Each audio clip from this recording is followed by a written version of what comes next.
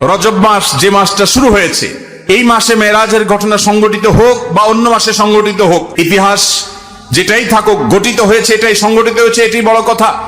তারপরও এই মাসের বিশেষ করণীয় আছে।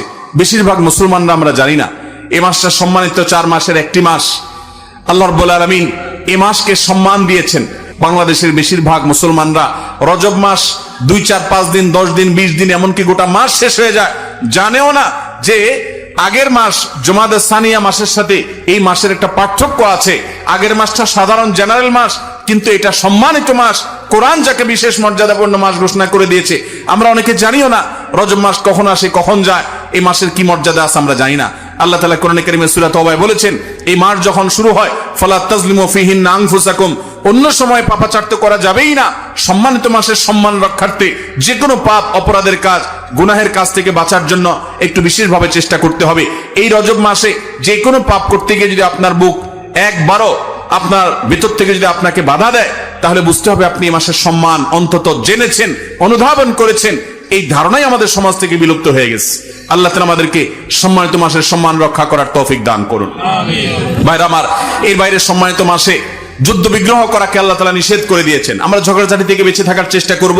এই ছাড়া এই মাসের অন্যান্য রুটিন যে 5 ওয়াক্ত নামাজ ইত্যাদি আছে, অন্য সময়ের চাইতে এই মাসের বিশেষ গুরুত্বের সাথে করবে। এর বাইরে শবে মেরাজের আমল বলতে কোনো কিছু আছে কিনা, এটা একটা বড় প্রশ্ন।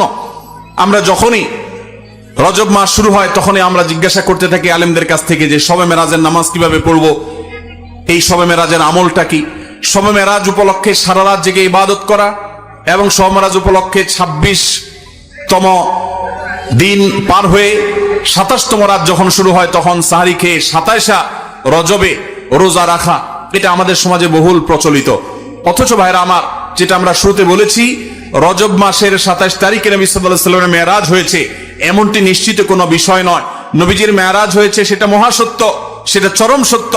সেটা কি রজবে হয়েছে, না জুমাদাল, নাকি সেটা রবিউল আউয়ালে হয়েছে, নাকি রমাদানে হয়েছে, নাকি শাওয়ালে হয়েছে, 15-16টি মত আছে ইতিহাসবিদদের। যদি ধরেও নেই আমরা রজবের এই 27 তারিখে হয়েছে, যেমন কোন কোন ইমামগণ বলেছেন, সে আলোকে যদি আমরা ধরেও নেই, তারপর আমরা বলবো নবী সাল্লাল্লাহু আলাইহি সাল্লামের মেরাজ হয়েছে হিজরতের আগে। এরপর নবী সাল্লাল্লাহু আলাইহি সাল্লাম প্রায় 11 বছর বেঁচে ছিলেন। এই পুরো সময় জুড়ে কখনো তিনি মেরাজ দিবস, মেরাজ রজনী উদযাপন এটা তিনি কখনো করেছেন বলে কোনো জাল বা জয়ীফ হাদিসে পর্যন্ত বর্ণিত হয়নি। বিধায় মেরাজের এই ঘটনার পুনরাবৃত্তি বা এই ইতিহাস, ওই তারিখটার পুনরাবৃত্তিকে আপনার কেন্দ্র করে প্রতি বছর একটা বিশেষ দিনকে শবে মেরাজ উদযাপন করা, রাতভর বিশেষভাবে ইবাদত করা, দিনভর বিশেষ গুরুত্ব দিয়ে রোজা রাখার কথা বিশুদ্ধ কোনো হাদিস দ্বারা প্রমাণিত নয়। আমরা শুধুমাত্র মেরাজের বিষয় থেকে শিক্ষা গ্রহণ করব, মেরাজ থেকে আনিত নামাজটা আমরা আদায় করব। এর বাইরে এই তারিখকে কেন্দ্র করে রাতভর ইবাদত, অন্য সময় নফল নামাজ পড়েন, আপনি এদিনও নফল নামাজ পড়ার নিষেধ নাই, কিন্তু মেরাজকে কেন্দ্র করে কোনো নামাজ, মেরাজকে কেন্দ্র করে কোনো রোজা, এটা কোনো বিশুদ্ধ হাদিস দ্বারা বর্ণিত হয় নাই। অনেকে রজব মাসে বিশেষ উমরা করেন, যেটাকে উমরায়ে রজবিয়া বলে। এটা বিশেষ ফজিলতের কথা মানুষ নিজেরা অনেকে বানিয়ে নিয়েছে, অথচ এটিও কোনো বিশুদ্ধ হাদিস দ্বারা বর্ণিত হয়নি। অনেকে 27 রজবে সালাতুর রাগায়েব নামে বিশেষ প্রক্রিয়া, বিশেষ নামাজ পড়ে, এটাও কোনো হাদিস দ্বারা বর্ণিত হয় নাই। আল্লাহ কোরআনে বলেছেন, মা আতাকুমুর রাসূলু ফাখুযু ওয়া মা নাহাকুম আনহু ফান্তাহু, তোমাদেরকে রাসূল যা দিয়েছেন সেটা আঁকড়ে ধরো, যা নিষেধ করেছেন সেটা থেকে তোমরা বেঁচে থাকো। মন গড়া কোনো আমল করলে সওয়াব তো হবেই না, উল্টা বরং গুনাহ হবে। আমাদের সমাজে অনেক মানুষ আছেন যারা আজকাল এই সমস্ত কথা শুনলে বলেন যে এটা নাই সেটা নাই, কিছু লোক বাইরে হয়েছে, এটা নাই সেটা নাই শুধু বলে। ভাইরা বাবারা আমার, কোরআন এবং হাদিসে যদি থাকে আপনি 100 বার আমল করেন, আপনি একটু দেখেন, একটু যাচাই করেন, একটু চেক করেন। কোরআন হাদিস অনুবাদ হয়ে গেছে, বইফোর কোনো বই পুস্তক নয়, হয় কোরআনে আল্লাহর নবী করিম সাল্লাল্লাহু আলাইহি ওয়াসাল্লামের কোনো হাদিসে। ইসলাম ফাউন্ডেশন প্রায় সবগুলো বই অনুবাদ করেছে, বড় বড় প্রসিদ্ধ হাদিস গ্রন্থগুলো। আপনি চেক করে দেখেন যে মেরাজের রাতকে কেন্দ্র করে, মেরাজের দিনকে, দিবসকে কেন্দ্র করে কোনো আমল সাহাবায়ে কেরাম করেছে কিনা, নবী সাল্লাল্লাহু আলাইহি ওয়াসাল্লাম করেছে কিনা। তিনি যদি করে আপনি কেন করবেন না? আর যদি তিনি না করেন তো মনে রাখবেন, দেখতে মনে হয় নামাজ ভালো জিনিসই তো, আবার এখানে বাধা কেন? অনেকে বলেও যে রাত্রে মানুষ নামাজ পড়বে, চুরি তো করবে না, গান তো শুনবে না, তাহলে কিছু হুজুররা বাধা কেন দেয়? ভাইরা আমার, নামাজ আপনি পড়েন, এটাতে কোনো সমস্যা নেই, কিন্তু এই রাতে কোরআন হাদিসের নির্দেশ, ইসলামের নির্দেশ মনে করে যদি কোনো কাজ করেন, অথচ ইসলাম আপনাকে নির্দেশ করে নাই, তাহলে সেটা হলো মন গড়া আমল। মন গড়া আমলকে বলা হয় বিদআত, আর বিদআত হলো গোমরাহি, ভ্রষ্টতা। ওয়া কুল্লু দালালাতিন ফিন্নার। আর নবীজি বলেছেন সকল ভ্রষ্টতার ঠিকানা কোথায়? জাহান্নাম। আমরা যখন খেতে চাষ করি, চাষ করলে শুধুমাত্র যখন আপনি ধানের গাছ লাগান, শুধু ধান গাছ হয় না সাথে আগাছাও হয়? আগাছা দেখতে ধানের মতো না? আমরা কি সে আগাছাগুলো রেখে দেই নাকি আস্তে আস্তে তুলে ফেলে দেই? যদি কেউ মনে করে আরে ধান গাছ তো অল্প একটু জায়গাতে আছে, আগাছা আগাছার জায়গায় হয়েছে, সমস্যা কি, এই বেচারাকে তুলে কেন মেরে ফেলতে হবে, থাকুক না, ধান গাছও থাকুক, ওইটাও থাকুক, তাহলে ধানের ফসলের ফলন ভালো হবে? আপনার ঈমান এবং আমলের ফলন যদি ভালো হতে হয়, তাহলে বিদআত এবং মন গড়া আমল এগুলো থেকে নিজেকে সরাতে হবে।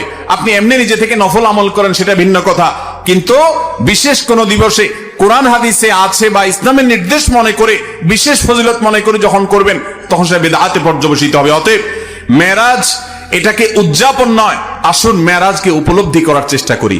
মেরাজকে ঘটা করে পালন করা নয়, বরং মেরাজের শিক্ষাগুলো দিয়ে আমাদের জীবনকে আমরা সাজাবার চেষ্টা করি। চেষ্টা করবো তো ইনশাআল্লাহ। আল্লাহ রাব্বুল আলামিন আমাদের সবাইকে মেরাজের এই গুরুত্ব বুঝার তৌফিক দান করুন।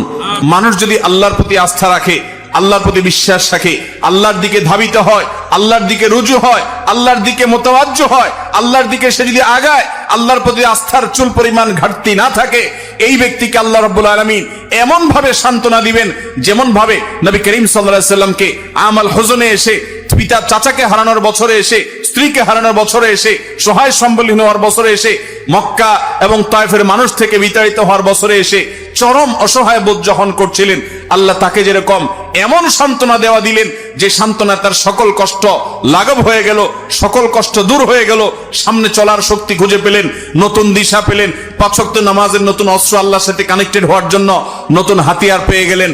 তাকে যেরকম আল্লাহ তাআলা সান্ত্বনা দিয়েছেন, মেরাজের ঘটনা আমাদেরকে শিক্ষা দেয়, আমাদের জীবনে যত বিপদ আসুক, যত পেরেশানি আসুক, আমরা আল্লাহর দিকে রুজু থাকবো, আল্লাহর দিকে ধাবিত থাকবো। আল্লাহ রাব্বুল আলামিন আমাদের সমস্ত পেরেশানি দূর করবেন, সমস্ত বিপদ দূর করবেন, আমাদের প্রতি রহম করবেন, এবং আল্লাহর কুদরত আমরা দেখতে পাবো ইনশাআল্লাহ। এই মেরাজের অন্যতম বড় শিক্ষা হলো আমাদের প্রিয় নবী সাল্লাল্লাহু আলাইহি সাল্লামের মর্যাদা কত বেশি। এই মেরাজ থেকে আমরা উপলব্ধি করার সুযোগ পাই, কারণ তিনি তার হাবিবকে ডেকে নিয়ে গেছেন এবং অন্য নবীদের সাথে সাক্ষাৎ করিয়েছেন, নবী এবং রাসূলদের ইমামতি করিয়েছেন। এতগুলো বিষয় দিয়ে আল্লাহ তাআলা প্রমাণ করেছেন তার হাবিবের মর্যাদা কত বেশি।